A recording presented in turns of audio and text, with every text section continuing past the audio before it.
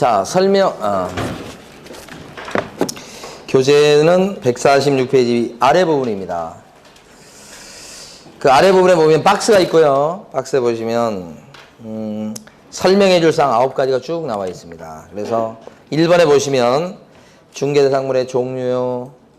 종류라고 하는 게 아파트냐, 연립주택이냐, 빌라냐, 뭐 상가 점포냐 이런 거 얘기하는 거죠. 그 다음에 소재지 이렇게 나왔잖아. 소재지는 이제 위치겠죠. 지번, 지목요. 그 다음에 면적, 용도, 구조, 언제 지어졌냐, 건축 연도 이런 거 설명해 주게 돼 있다. 나중에 여러분 하실 때 다 이런 거 설명해 주실 거 아니에요. 예. 이게 94년도에 지어진 거예요. 그래서 지금 재건축 가능성이 좀 있어요. 막 이렇게. 자, 2번에 보면 벽면 및 도배 상태라고 돼 있어요. 그래서 도배를 새로 했다든지 벽에 금 갔다든지 뭐 이런 거. 그 다음에 수도, 전기, 가스, 소방, 열 공급, 그죠. 그 다음에 승강기 뭐 이런 거. 배수 문제가 있는지 없는지 이런 거. 그 다음에 3번에 보면 도로 및 대중교통수단과의 연계성도 설명합니다. 예, 그래서 대표적인 게 이제 지하철 노선이죠. 예, 그런 거 설명하는 거. 그 다음에 시장, 학교 등과의 근접성은 이제 재래시장만 얘기한다고 생각하시면 안 되고, 재래시장도 물론 있지만, 그 다음에 뭐 이마트, 할인점 다 얘기하는 거고요. 학교. 예, 주변에 초등학교, 중학교 이런 거요. 그 다음에 일조량, 소음, 진동 이것도 설명사항에 들어갑니다. 볕이 잘 드는지, 층간소음은 없는지, 그런 거 이런 거요. 예. 그 다음에 4번 보시면, 시험에서 이렇게 중요하지 않기 때문에 지금 넘어가고 있는 겁니다. 4번에 보시면, 소유권, 전세권, 저당권, 지상권, 임차권 같은 권리관계입니다. 자, 권리관계에 대해서 설명하시오. 권리관계인데 제일 많이 이제 문제가 되는 게 여기서 가만히 보면 저당권이죠. 대출빚요. 얼마 대출이 있는지 이런 거. 그 다음에 소유권이라고 하는 것은 이 사람이 진짜 주인 맞는지. 사기꾼도 있잖아요. 그러니까 여러분 소개할 때는 물건 팔아줄 때는 전세 놔줄 때는 이 사람이 진짜 주인 맞는지를 확인해 주셔야 되겠죠. 등기 권리증 이런 거 좀 보는 게 좋겠죠. 뭐 이런 거요. 예. 그 다음에 이제 임차권 이렇게 되어 있는 거, 전세권 이렇게 되어 있는 건 뭐냐면 세입자가 있을 때는 세입자에 대해서도 설명해야 돼요. 이게 세입자 관련해서 세입자가 몇 명 있고 보증금 얼마고 그런 거 설명하는 거 얘기하는 거죠. 여러분이 다가구 주택을 산다고 생각해 보세요. 다가구 뭔지 아시죠? 세입자들 막 원룸에 막 들어가 있는 거 다가구 원룸이라고 하잖아요. 그 매수하는 여러분 입장에서 봤을 때는 어떻게? 그 다가구 원룸에 세입자들 몇 명 있는가? 보증금 얼마씩 살고 있는가? 월세는 다달이 얼마 나온가? 그거 궁금하잖아요. 그 알아야지만 여러분이 살지 말지 결정할 수 있으니까. 그러니까 소개하는 입장에서는 어떻게 해요? 그 세입자에 대한 것을 자세히 파악을 해서 얘기해 줘야 되겠죠. 나중에 보면 수익률 같은 거 계산할 때도 월세 얼마씩 나오는지 여러분이 잘 계산해 줘야 되겠죠? 그런 거예요. 5번에 보면 토지이용계획, 공법상 거래규제 및 이용 제한에 관한 사항 이렇게 돼 있어요. 공법상 규제 사항입니다. 공법 시간에 배우는 내용들이 여기 많이 나와요. 5번은. 가장 대표적인 게 여러분 용도 지역이죠. 그래서 일반 상업지역입니다. 그 다음에 2종 일반 주거지역이에요. 이런 것들 있잖아요. 그런 걸 설명해 주시오. 그게 5번입니다. 그 다음에 6번 보시면 오른쪽에 6번요. 예전 금액은 어떤 거냐면 물건을 갖다가 팔라고 내놓을 때 부동산 사장님한테 이거 얼마에 팔아주세요. 그렇게 바로 내놓는 게 아니고 보통은 시세를 물어보죠. 제가 지금 어떤 아파트를 갖고 있는데 요즘 시세가 얼마쯤 갑니까? 라고 물어보고 부동산 사장님이 그건 지금 요즘 시세가 한 7억쯤 갑니다. 이렇게 얘기하니까 그러면 7억에 팔아주십시오. 라고 의뢰하지요. 그때 그 7억이라고 하는 게 바로 예전 금액이에요. 그러니까 물건 팔아달라고 내놓은 금액. 예전 금액이에요. 이거 설명해야 되겠죠. 물건 사러 온 사람한테 괜찮은 물건이 있다고. 근데 이게 얼마에 나왔다고 설명해야 될 거 아니에요? 이 아파트가 7억에 나왔어요. 라고 설명할 거 아닙니까? 나중에 조정할지언정. 그 다음에 7번. 7번하고 8번 요게 중요합니다. 7번하고 8번. 7번이 뭐냐? 중개보수 및 실비의 금액과 산출 내역을 설명하시오. 별표요, 별표. 이 말은 자 소개할 때 이거 계약 되시면 중개보수로 400만 원 주셔야 됩니다. 라고 설명하라고. 언제 설명하는 거라고 그랬어요, 아까? 계약서 쓰기 전에. 계약서 쓰기 전에 복비 얼마 주셔야 된다고 설명을 해야 된다. 계약서 다 쓰고 나서 만약에 복비 얼마 주셔요 이렇게 얘기하면 어떻게 보면 나중에 다툼이 생길 수도 있단 말이에요. 그러니까 계약서 쓰기 전에 미리 얘기하시오. 그런 뜻이 담겨져 있어요. 7번이 8번이 제일 중요합니다. 세금 얘기입니다. 세금 얘기가 제일 중요하죠. 자, 우리 개업공인인사 관점에서는 지금 매수인한테 설명합니다. 매수인한테 이 부동산을 취득하시면 취득세가 뭐예요? 1.1% 또는 1% 나옵니다. 이렇게. 상가 점포 같은 경우는 취득세가 4.6%예요. 이렇게 얘기해 주는 거. 그게 바로 8번입니다. 그러니까 8번 관련해서 중요한 건 모든 세금을 다 설명해 주라는 거 아니죠. 매수인한테 설명하는 거니까 취득세 이런 거 설명해 주면 되겠죠. 지방교육세 이런 거 설명하면 되겠죠. 따라서 8번과 관련해서 중요한 것은 재산세 이런 거 설명합니까? 재산세? 아니다는 거지. 재산세는 설명할 조서에 들어가지 않는다. 이게 중요한 거죠. 요새 이제 종부세, 고지서 날라오고 막 그러더라고요. 자, 종부세 이것은 설명할 조서에 들어갑니까? 안 들어가죠? 네. 자, 그래서 8번 제일 중요한 거예요. 자, 그런데 하나 좀 이해할 것은 이겁니다. 설명하려면 그 전에 조사를 해야지 이 물건에 대해서 설명해 줄 거 아닙니까? 조사, 물건에 대해서 조사하는 거예요. 부동산 사장님이나 소공이 조사할 겁니다, 이게. 조사할 때는 방법이 두 가지입니다. 직접 조사하는 방법이 있고요, 직접. 또 한 가지 방법은 물어보는 방법이 있습니다. 그걸 자료 요구라고 합니다. 직접 조사하는 것은 자기가 스스로 조사할 수 있는 겁니다. 듣기에 나와 있으니까 대출 얼마다 이런 거예요. 조사할 수 있습니다. 근데 직접 조사하기에 마땅치 않은 것들이 있습니다. 그 대표적인 게 뭐냐면 아까 다가구 원룸 설명을 드렸는데 그 세입자들이 몇 명 있고 보증금 얼마고 월세 얼마고 이것은 직접 조사할 수도 있지만 직접 조사하려면 어떻게 해야 돼? 호수마다 다 층수 가서 저 초인종 눌러가지고 다 계약서 보자고 해서 조사해야 되는데 어렵잖아요. 그때 어떻게 할 수 있냐면 주인한테 물어보면 되죠. 주인한테 세입자 몇 명이에요? 보증금 얼마씩 들어서 살고 있는지 월세 얼마씩 받는지 세입자는 계약서도 있죠. 세입자가 협조만 한다면 정보를 캘 수 있단 말이에요. 이게 물어보는 거. 다만 문제는 주인들이 거기에 대해서 잘 협조를 안 해서 문제지. 일단 뭐예요? 주인들만 협조한다면 쉽게 조사할 수 있다 이 말이에요. 그 다음에 대표적으로 층간소음 같은 것도 설명사항이 들어간다고 말씀드렸어요. 근데 층간소음은 직접 조사하기 어렵죠. 직접 조사하려면 어떻게 됩니까? 그죠? 자기가 그 집에 가서 위층으로 누구를 보내봐야 돼요. 그래서 위에 가서 좀 뛰어봐라 이렇게 해서 들어봐야 되는 거 아니에요? 직접 조사하기 힘드니까 어떻게 한다는 거예요? 그 살고 있는 밑에 층에 그 지금 매물 내놓은 그 주인한테 물어보는 거죠. 층간소음은 심하지 않습니까? 이렇게. 그래서 조사하자 이 말이에요. 그러면 층간소음이 심하지 않습니까? 그랬을 때 뭐라고 그럴까요? 대답을 안 해줄 수도 있고, 그렇죠? 외면할 수도 있고, 아니면 뭐 괜찮아요 라고 하면서 약간 눈빛이 떨릴 수도 있고. 그러면 그걸 보고서 이제 그 얘기를 그대로 믿으라는 얘기는 아닙니다.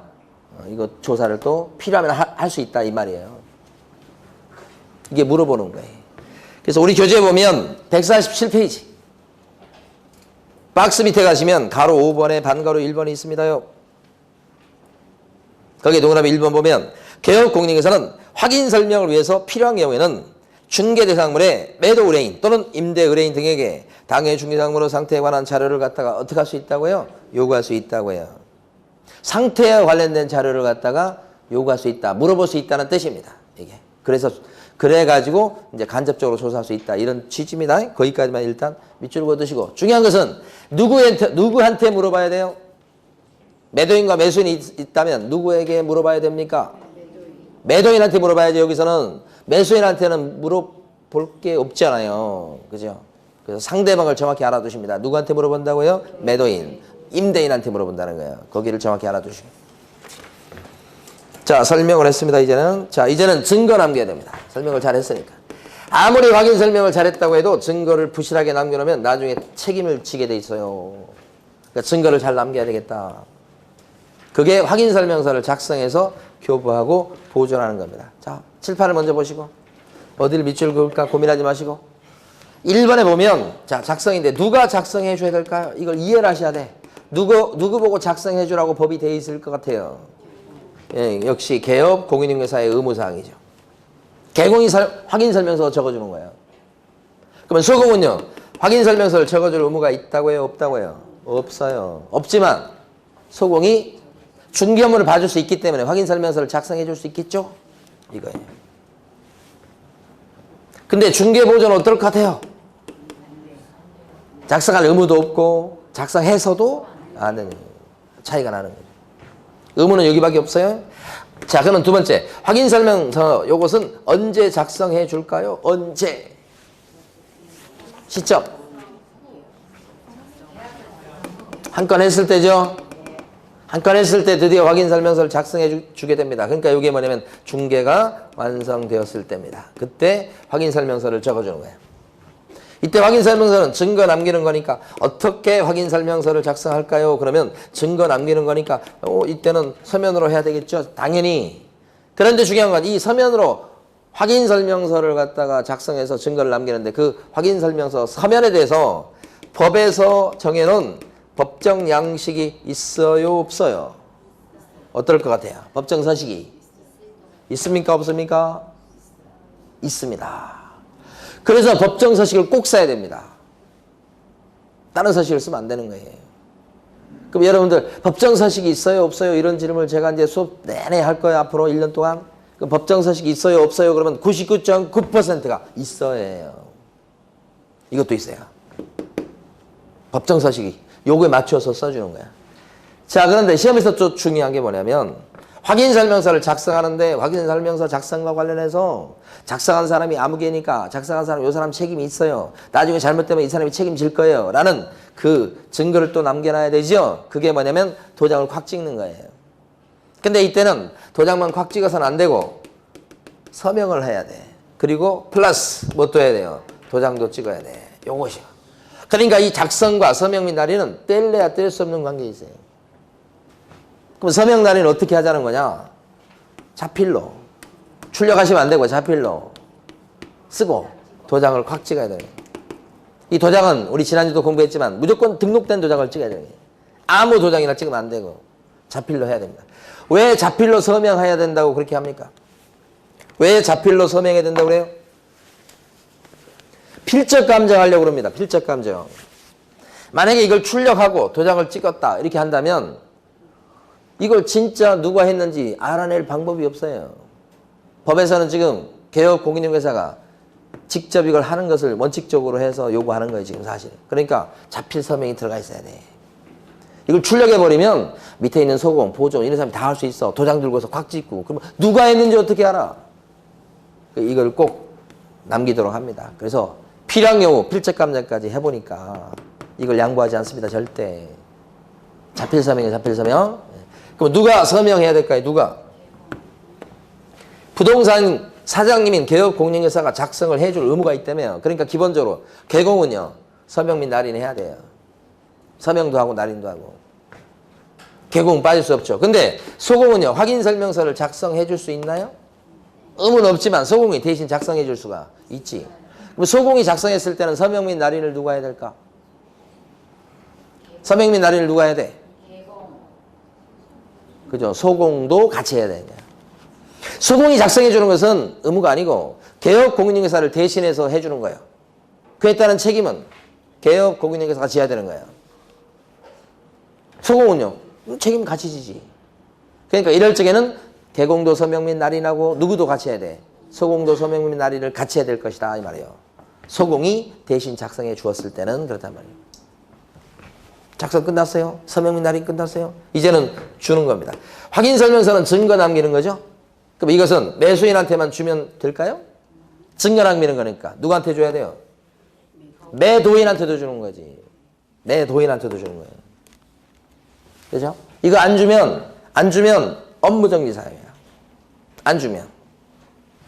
그리고 보존은요. 몇 년 동안 하도록 되어 있냐면 증거 남기는 거잖아요. 보존기간 몇 년? 3년. 지난주에 제가 말씀드릴 때 어떤 분이 토지를 중개하시면서 현장 가가지고 토지계약서를 썼다고 그랬습니다. 근데 문제는 계약서 쓰고서 거기에 부동산 사장님의 도장이 안 들어갔다고 그랬어요. 그게 법위반이다. 그리고 그때 또 한 가지 법위반은 확인설명서를 어떻게 해요? 안 써줬죠? 그 확인설명서를 안 써준 것도 그것도 법위반이다. 그죠? 그랬어요. 그래서 확인설명서는 개업공인중개사가 기본적으로 작성해서 주고 보존하도록 돼 있다는 거지. 이런 일이 있었어요. 부동산 사장님이 한 건을 했어요. 그래서 계약서를 썼어요. 그래서 확인설명서도 이제 내용을 다 해가지고 출력을 해서 줘야 되는데 갑자기 계약이 체결되는 바람에 그날 확인설명서를 계약서 쓰는 그 시점에 확인설명서를 갖다가 작성을 못한 겁니다. 그래서 계약서만 쓰고 손님들한테는 나중에 그날 조금 이따 드린다고 하면서 특히 한 분은 뭐 직장 갔다 온다고 하니까 퇴근하실 때 받아가시라 이렇게 한 거예요. 그날. 그런데 그 퇴근하신 그 계약서 쓴 그분이 퇴근하시면서 그 계약서를 갖다가 찾으러 와서 확인설명서를 찾으러 와가지고 받아갔으면 괜찮은데 그죠? 이분이 안 온 거야 그날. 일주일이 되도록 안 왔어. 그리고 일주일 뒤에 진짜 왔네? 와가지고 한다는 말이 계약을 깨겠대. 요 매수인이. 확인설명서 안 찾아간 고분이. 그러면서 하는 소리가 뭐냐면 왜 사장님은 저한테 확인설명서를 안 주셨어요? 그걸 꼭 언급을 해. 협박을 한다고. 확인설명서를 갖다가 안 주면 영업정지사유라고 그랬잖아. 자기가 안 찾아갔죠? 그럼 이거 확인설명서 줬는데 상대방이 안 찾아갔으니까 우리 개업공인중개사는 책임이 없습니까? 어떻게 된 거예요?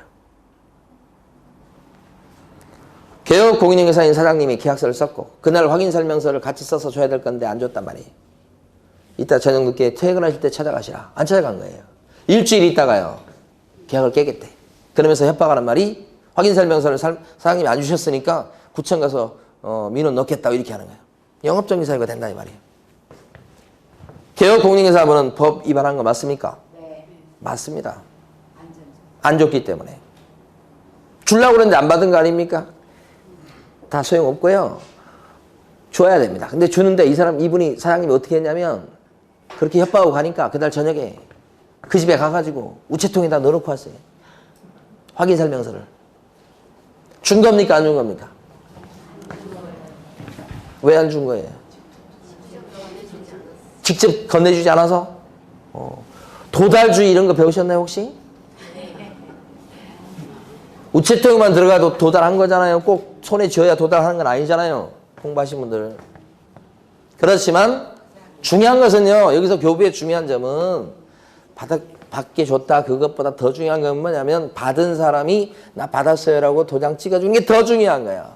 확인설명서를 보면 매도인과 매수인, 임대인과 임차인도 받았다는 취지에서 도장 찍는 칸이 있어요. 거기 도장이 들어가 있어야 돼. 그게 증거가 되는 거예요. 그게 없으면 아무리 주고 아무리 받았어도 받은 게 아니에요. 왜요? 나중에 자기가 받은 그 사람이 자기 찢어버리고 안 받았다고 그러면 입증 불가능.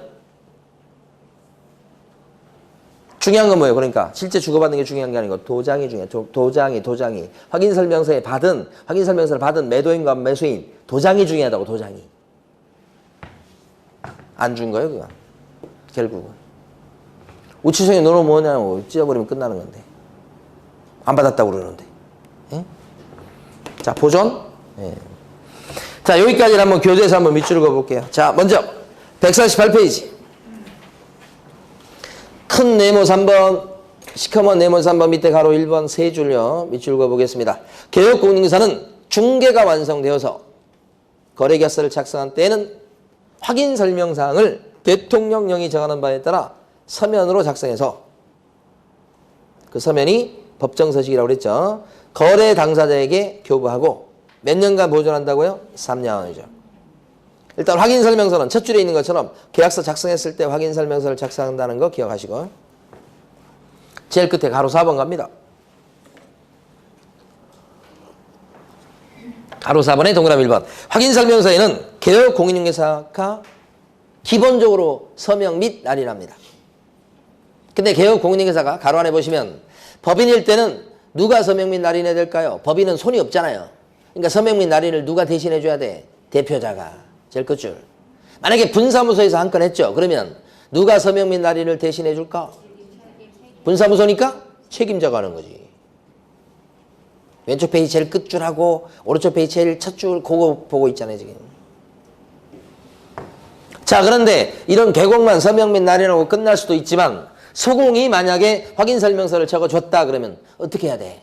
소공도 같이 서명 및 날인해야 되겠죠? 그래서 오른쪽 페이지 제일 위에 첫째 줄 뒷부분에 가시면 당해 준경이라는 소속 공인중개사가 있을 적에는 이렇게 나오잖아.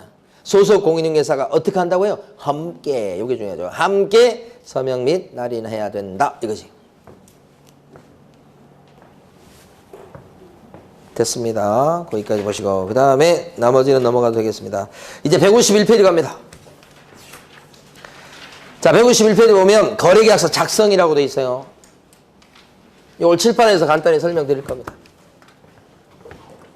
거래계약서 이렇게 되면 매매계약서, 임대차계약서, 뭐 교환계약서, 지상권 설정계약서 뭐 이런 거야. 자, 작성.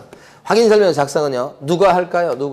누가 작성해 줄 의무가 있을까요? 당연히 소개한 개업 공인중개사가 작성할 의무가 있겠죠? 그러면 소속 공인중개사는요. 작성할 의무가 있어요? 없어요? 의무는 없는데 작성해 줄 수 있고 중개보조는 어떻게 해요? 작성할 의무도 없고 해줄 수도 없고 똑같잖아. 이 세 가지가 똑같잖아 지금. 두 번째요. 확인설명서는 거래계약서는 어떻게 작성할 거냐 이렇게 보는데 가만히 보면 거래계약서를 작성하는 취지가 분쟁 예방이에요. 분쟁 막으려고 하는 거예요. 말로만 하면 뒤집기 때문에 그런 거예요. 그러니까 반드시 뭐예요? 뭘로 작성해야 되겠어요? 서면으로 작성해야 되겠습니다. 반드시 서면으로. 민법 시간에 공부하실 때는 계약은 말로만 해도 계약은 체결된다 그런 거 배우셨을 거예요. 그건 민법 얘기요. 우리 중개사법에서는요. 말로만 하면요. 다 뒤집어요. 100%. 그래서 반드시 증거를 남겨놔야 됩니다. 에? 증거를 꼭 남겨놔야 됩니다. 무조건. 에? 반드시 서면. 근데 서면으로 할 때 우리 법에 보면 어떤 얘기가 나오냐면 국토교통부 장관이 표준서식 요것을 딱 정해갖고 이걸 좀 쓰면 어떻게 했냐라고 권장해 볼 수 있다라고 법에는 나와요. 이 표준서식을 권장해 볼 수 있다 이렇게 되는데 자, 두 번째 중요한 거. 그럼 실제는 국토교통부 장관이 진짜 표준서식을 만들어서 권장하고 있는가? 진짜 실제. 그런 거 없다고요. 법에만 그렇게 나와 있고 실제 권장해놓은 표준서식은 없어요. 표준서식이란 말이 다른 말로 법정서식이에요. 만들 수도 있다고 돼 있는데 만들어 놓은 게 없습니다. 그래서 지금 아까 말씀드렸잖아요. 법정서식이 있습니까? 그러면 99.9%가 있다고 하셔야 돼. 여기 없잖아 여기. 근데 매매나 임대차 계약서는 법정서식이 없습니다요. 그래서 매매나 임대차 계약서는 아까 우리 망 배웠죠. 망. 그 망에 보면 거기 계약서 양식이 다 망마다 틀려요. 협회 다 틀리고 다 틀려. 그러니까 거기서는 자기가 이용하는 망에 올라있는 그 서식을 이용해서 쓰시고 출력하시면 되는 거야. 그러니까 결국은 실제로 이거 정해놓은 게 없으니까 법에서 얘기하는 결론은 뭐냐. 아무 서식이나 쓸 수 있다는 얘기야. 제한이 없다는 얘기야. 아무거나 쓰시오 이런 거지. 대신에 이런 형식적인 거에 대해서는 크게 형식적인 서면이기만 하면 된다는 거니까 내용 쪽을 규제를 세게 해요. 내용을. 계약서 쓸 때요. 내용에 대해서 규제하는 걸 요걸 좀 잘 보셔야 돼. 두 가지를 규제해요. 내용 규제, 내용 규제 두 가지. 첫 번째는 분쟁을 예방하려고 계약서를 쓰는 거니까 분쟁거리 될 만한 것은 빼먹지 말고 반드시 계약서에 담아놔야 되겠다 이런 얘기죠. 그것을 필요적 기재사항이라고 그래요. 총 9가지예요. 시험에서 그렇게 잘 나옵니다. 거래계약서가 한 문제가 나오는데 그중에 특히 필요적 기재사항 잘 나와요. 좀 이따 보도록 하고. 그 다음에 두 번째는 많이 들어보셨을까요? 자, 다운계약서나 업계약서 같은 거 쓰면 되겠어요? 안 되겠어요? 안 되지. 그래서 그걸 법조문에서는 거짓으로 기재한다 또는 이중계약서 작성이다 이렇게 얘기하는데 거짓으로 기재하면 안 돼요. 이중계약서 써도 안 돼요. 이렇게 해요. 가만히 보면 내용을 규제하는 거예요. 내용을. 밑에 게 훨씬 중요해요. 그럼 다운계약서나 업계약서를 이렇게 쓰지 말라고 돼 있는데 이거 쓰면 처벌을 아주 크게 받겠죠. 이걸 위반했을 때 처벌 받는 걸 한번 드러나 두세요. 일단 부동산 사장님이 다운계약서를 썼어. 이중계약서를 썼어. 그랬을 때는 등록이 날아갈 수 있어요. 등록 취소예요.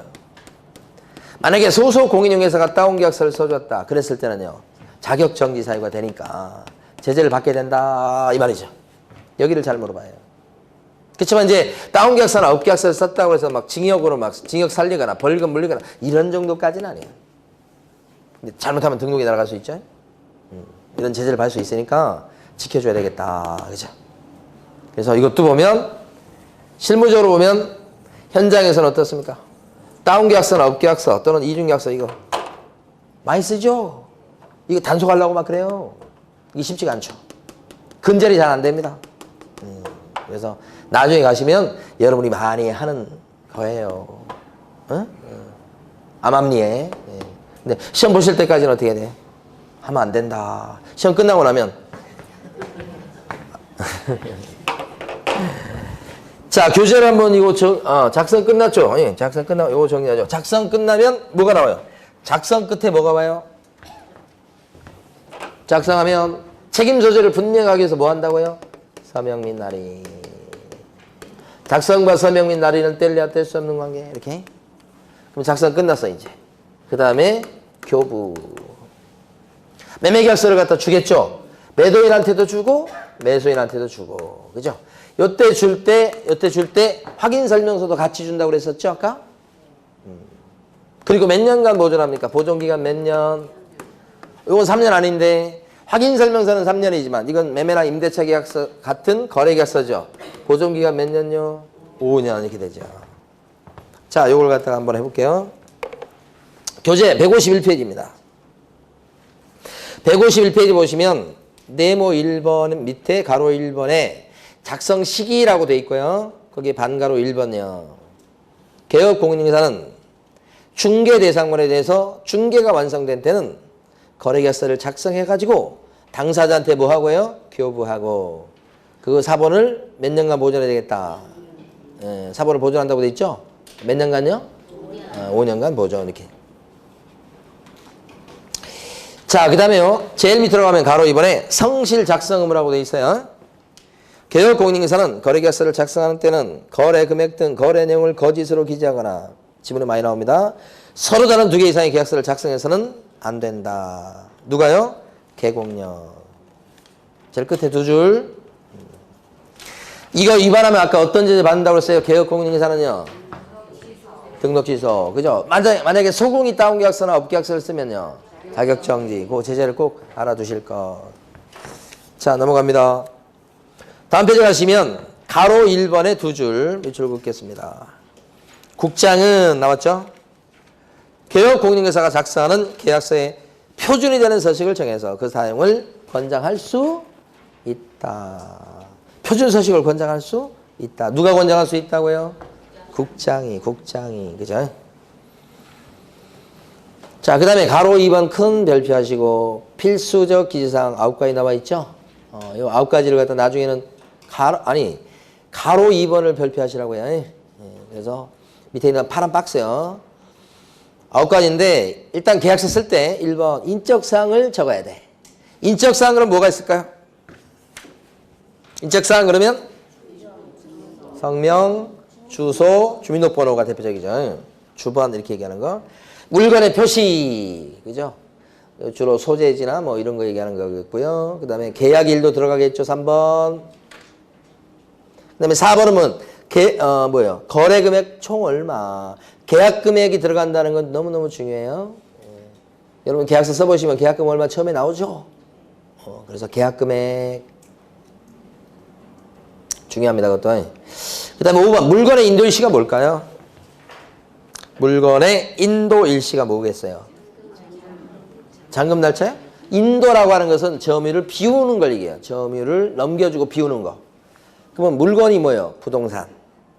부동산 점유를 갖다가 넘겨주는 날하고 시간을 얘기하는 거예요.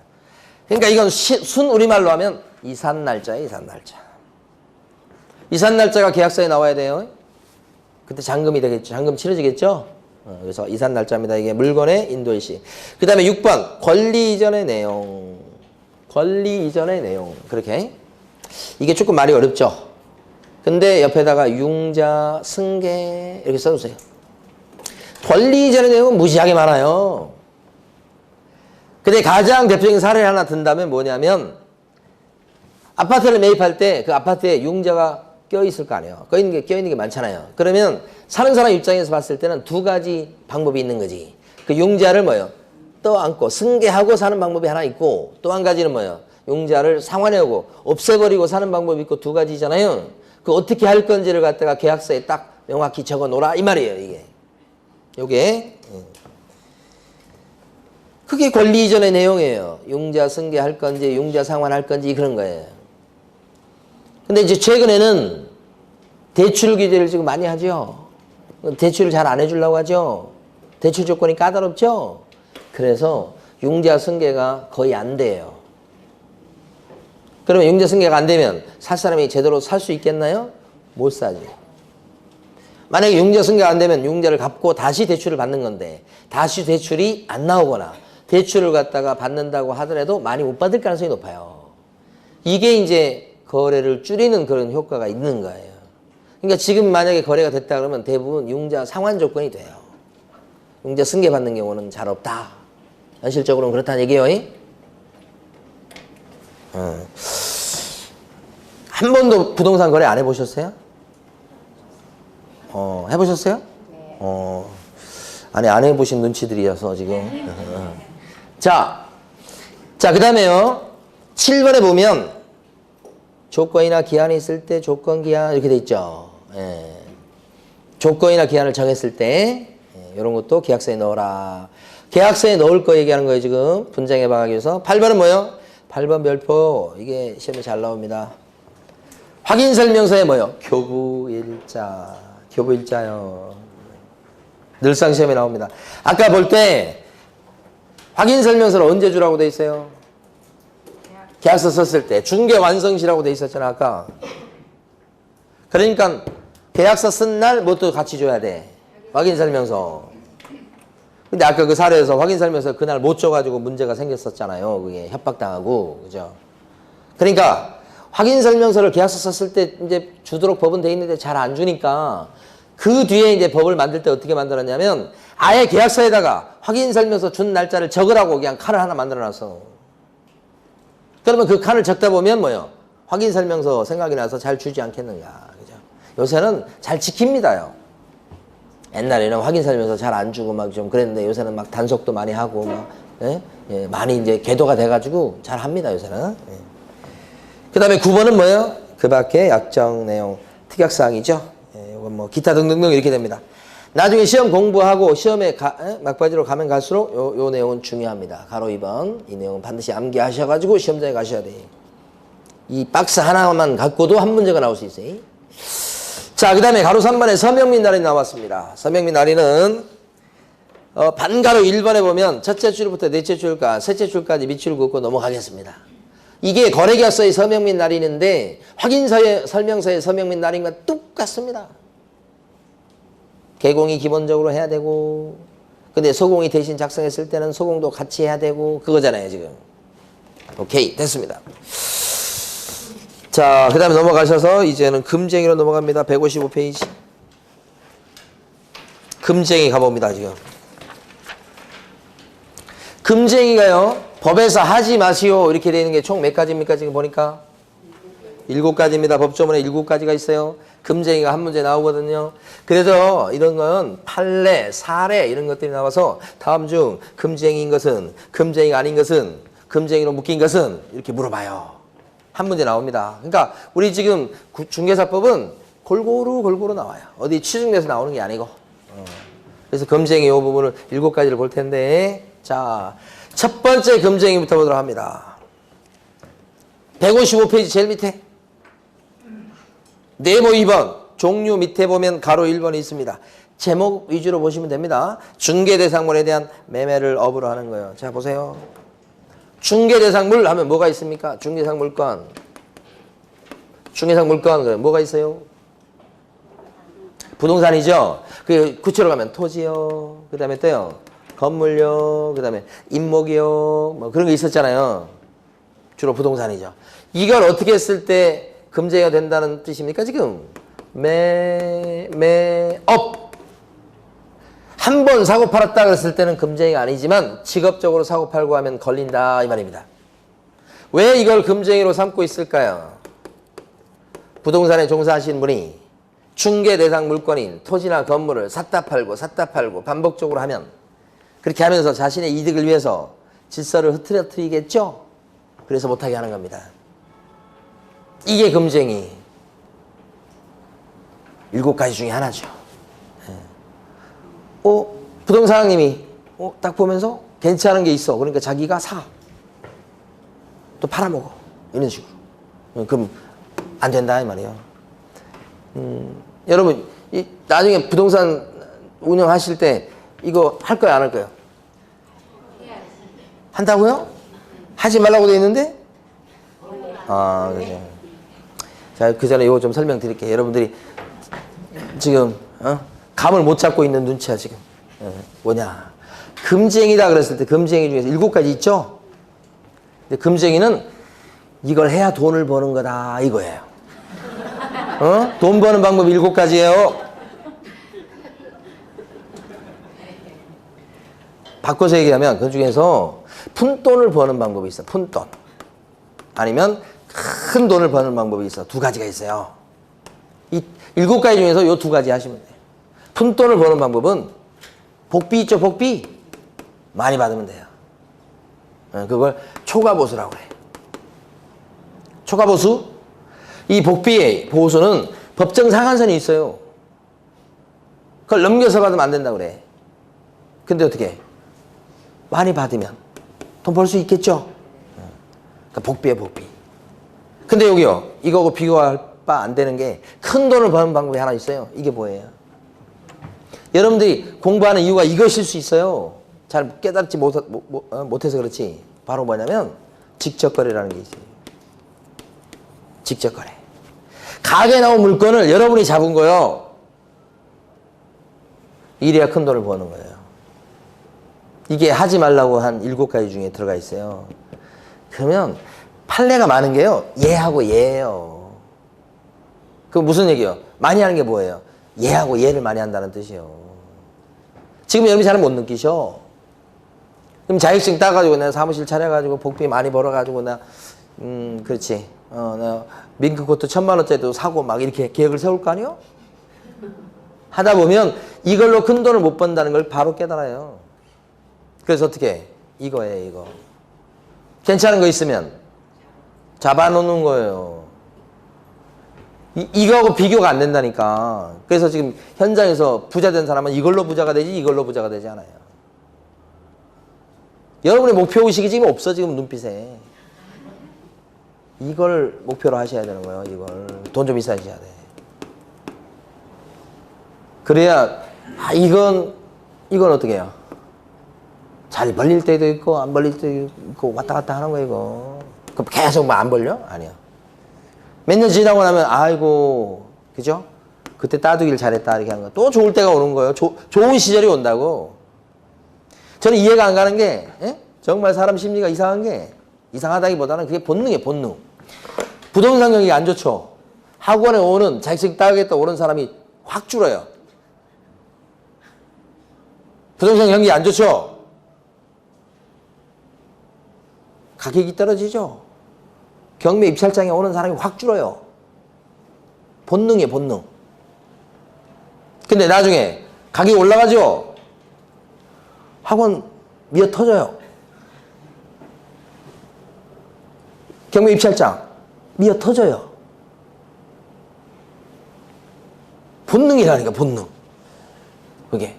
근데 냉철하게 한번 생각해봐. 맨날 올라가? 떨어질 때가 있잖아. 맨날 떨어져? 다시 올라가. 부동산 관해서 자격증 이게 뭐 몇 명이 합격했던 뭐 관계없어. 자격증 혹시 아니더라도 부동산 공부를 하셔야 된다니까. 그럼 자격증 따두면 또 일도 할 수 있으니까 더 좋잖아.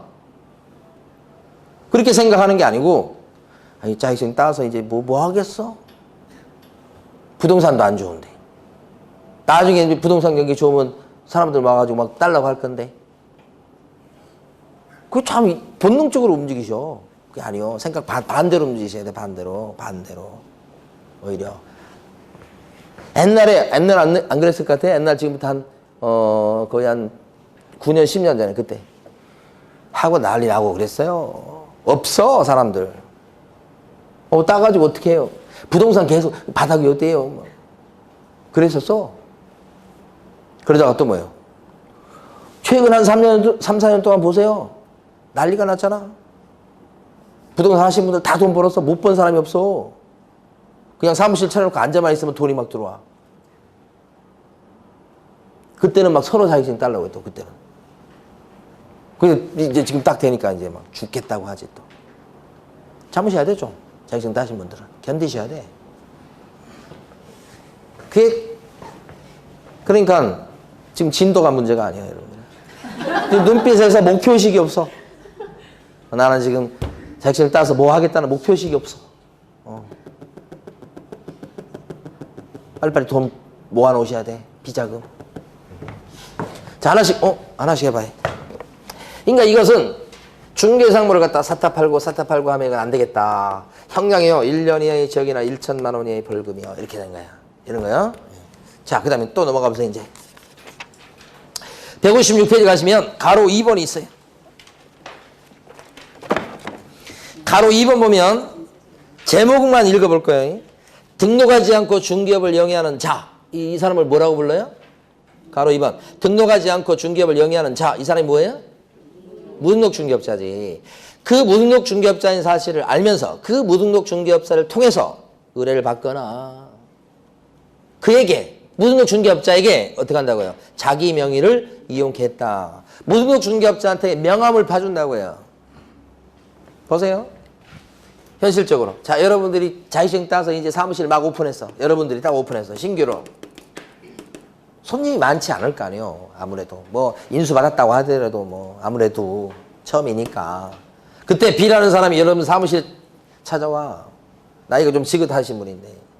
자기는 자격증은 없는 사람인데 부동산 시장에서 지금 40년간 있었다고 일했다고 하는 베테랑이 와요. 40년 베테랑 아저씨가 와.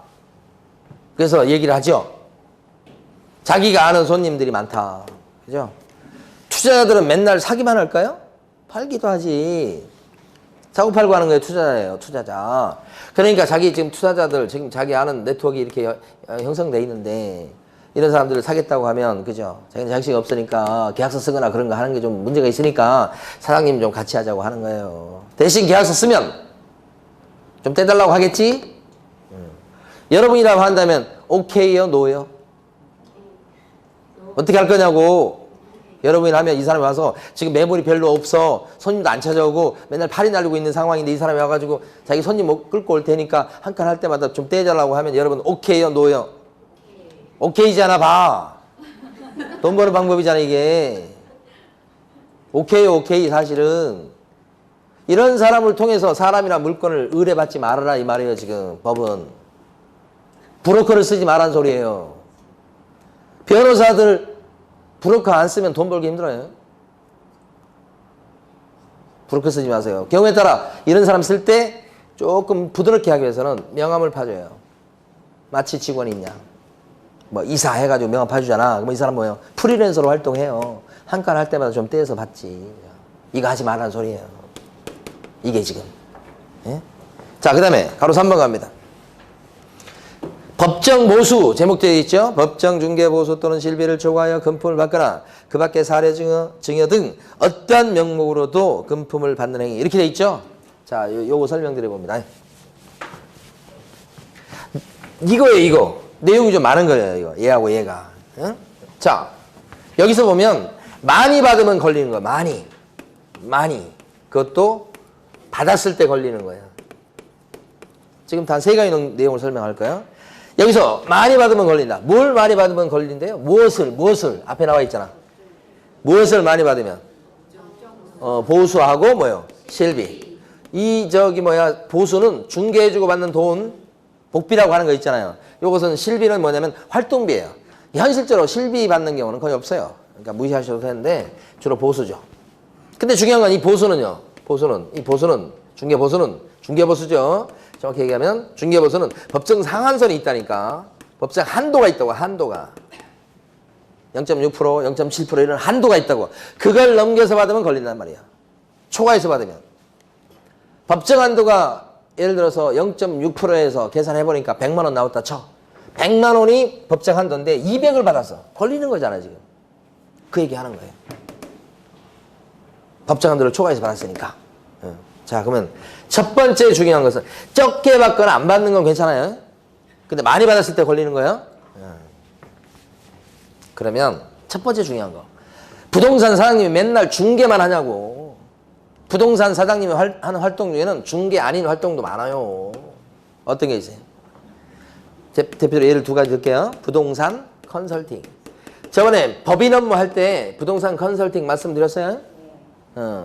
고시원인데 원룸으로 개조해가지고 월세 좀 잘 놉시다. 공실 없이 그렇게 조언해 주는 거죠. 그거 해주고 컨설팅료 받을 수 있겠죠. 컨설팅은 중개예요, 아니에요? 중개라고 하는 것은 둘을 연결시켜서 계약서 쓰게 만드는 게 중개예요. 근데 컨설팅은요, 고시원 주인한테 조언해 주는 거잖아요. 중개 아니죠? 이런 거 없죠? 컨설팅료 많이 챙겨도 안 걸리죠? 금지행위하고 관련 없다고 얘기해. 이런 활동들이 있어요. 또 우리가 14조 법인 업무 할 때 뭐가 있었냐면 분양팀 얘기했었어요. 상가나 원룸 같은 거 분양팀, 분양대행. 응? 분양대행은 중개입니까? 이게 좀 어렵다고 그랬어요. 판례도 있고. 중개 아니죠. 중개는 둘을 연결시켜주는 게 중개야. 근데 분양은요, 분양팀은 분양회사를 대신해서 상대방을 구해서 분양계약을 대신 체결해 주는 거예요. 이거. 누굴 연결시키는 게 아니에요. 분양회사를 대신해서 나서는 거야. 그래서 대행이라고 그래. 이게 좀 어려워요. 중개예요, 안 해요? 아니다. 그러니까 분양대행 해주고 한 채당 500씩 1000씩 받았어. 그게 분양대행료예요? 그 분양대행료는 복비가 아니죠? 상한선이 없죠? 그러니까 분양대행료로 2000을 챙겨도 법에 걸리지 않죠? 이거예요. 첫 번째 포인트가. 그러니까 중개 활동에 대한 보수 그것만 많이 받으면 걸리는 거고 나머지 활동들은요. 많아요. 이런 것들이 꽤 많아요. 두 번째. 초과해서 받아야 되는데 만약에 이 부동산을 갖다가 중개했을 때 가배부동산을 중개했을 때 부동산 사장님이 받을 수 있는 법정 한도가 100만 원이라고 가정을 해보는 거예요. 이럴 때 자, 부동산 사장님이 이걸 갖다가 중개 보수를 갖다가 예를 들어서 100만 원을 받고 그 다음에 사례비로 200을 더 받았다고 해봐요. 200만 원 더 받은 거예요? 자, 이렇게 되면 초과 보수. 그래서 금쟁이가 될까요? 될까요? 안 될까요? 중개 보수의 법정 한도가 100만 원이잖아. 그럼 100만 원 받고 그 다음에 사례비로 200을 받은 거야. 수고비로 200을 더 받은 거야. 광고비로요 200을 더 받은 거야. 이런 식으로 더 챙긴 거예요. 챙긴 돈. 이렇게 되면 금쟁이가 돼야 안 돼요? 만약에 안 된다고 하면 법정 한도를 정해놓은 건 아무런 의미가 없죠. 안 된다고 하면 법정 한도를 정해놓은 건 의미가 없다고. 왜요? 법정 한도는 딱 지켜서 받으면 되니까. 그리고 다른 명목으로 챙길 거니까. 그러면 법정 상한선을 정해놓은 것은 무의미하죠. 그래서 법정원에서도 뭐라고 얘기하냐면 초과했다 안 했다를 따질 때에는 어떻게 따져요? 다른 명목으로 받은 거 있죠? 뭐가 됐든 간에 다 합칩니다. 합칩니다. 이게 두 번째 포인트예요. 합쳐서 초과했냐 안 했냐를 가리는 거야. 그러니까 여기는 뭐예요? 금쟁이가 되는 거예요. 이것만 갖고 따지지 않아요. 무조건 합치예요. 그러니까 만약에 중개보수를 갖다가 법정 상한선이 100만 원이에요. 중개보수를 한 푼도 안 받았어요. 그렇죠? 사례비로 500을 받았어요. 착한 사람이에요? 아니잖아. 이거 금쟁이잖아, 이건. 이것 갖고 판단하는 게 아니라니까. 합쳐서 판단해야지. 법정 상한선이 100만 원인데 100만 원 받고 그 다음에 차를 한 대 받았어. 자동차를. 자동차요. 이런 T 말고 자동차. 자, 뭐예요? 금쟁이 아니에요? 되죠. 금품을 초과해서 받았을 때 금쟁이라고 했으니까 꼭 돈만 얘기하는 건 아니에요. 값어치 나가는 건 다 들어가요. 골프채, 그림, 뭐 그다음에 금붙이 뭐 다 들어가요. 이렇게 계산한다는 게 두 가지. 두 번째. 자, 세 번째. 법정 한도가 100만 원인데 초과해서 받아야 금쟁이죠. 이때 중요한 거. 법정 한도가 100만 원인데도 불구하고 부동산 사장님이 300만 원 달라고 조르고 있어요. 달라고 요구해요. 300만 원 주셔야 된다고. 자, 이랬을 때 아직 안 줘요. 금쟁입니까 아닙니까? 아직은 아니죠. 많이 달라고 한 건 사실이지만 아직 받은 건 아니죠. 금쟁이 아직 되지 않아요. 그래가지고 결국 요구했더니 졸랐더니 300만 원 주기로 약속을 했어요. 언제? 아직까지는 그날이 안 돼서 지금 돈이 입금이 안 되고 있는 상태예요. 약속만 했지. 자, 금지 행위예요 아니에요? 아직도 아니에요. 근데 약속 날짜 약속을 지켜서 300만 원이 드디어 뭐요? 입금됐다고 문자가 왔어. 자, 그럼 어떻게 해? 드디어 금지 행위 되네. 언제 금지 행위 된다고 그랬어요 지금? 옛날에 어떤 그 장로님이 이번에 자격증 따신 분 중에 목사님도 계시더라고. 근데 은퇴하신 분이에요. 연세 있으신 분인데. 옛날 어떤 장로님이 중개해주고 말이에요. 그 복비는 제가 잊어먹었어. 관악구 쪽에서 있었던 일인데. 법정 한도를 딱 지켜서 복비를 요구했어요. 장로님이 부동산 사장님인데. 그래서 그것만 받으려고 그러는데 손님이 고마워서 안 된다고. 그죠? 너무 서운하다고 하면서 예를 들어서 100만 원을 요구했더니 300을 준 거야. 200 더. 아니 그럴 필요 없다고 하는데 자기가 너무 고마워서 그런다고 더 주고 간 거예요. 그래서 이제 뭐 받았죠. 예. 근데 한 몇 개월 있다가 그분이 다시 오셨어. 그래서 하시는 말씀이 제가 아무리 생각해봐도 자기가 법정 한도를 넘겨서 많이 준 것 같다고 하면서 돌려달라고 온 거예요. 그럼 뭐 돌려주기 그럴 수는 있어. 근데 문제는 뭐냐면 돌려달라고 하면서 요구하는 금액이 100이에요. 그건 뭐예요? 만약에 이거 배로 돌려주지 않으면 저 관악구청에 가서 일르겠다는 거야. 어? 그 관악구청 그 지적계 공무원한테 제가 들은 소리예요 이게. 그러니까 어떻게 그렇게 협박을 하니까 장로님 어떻게 해요?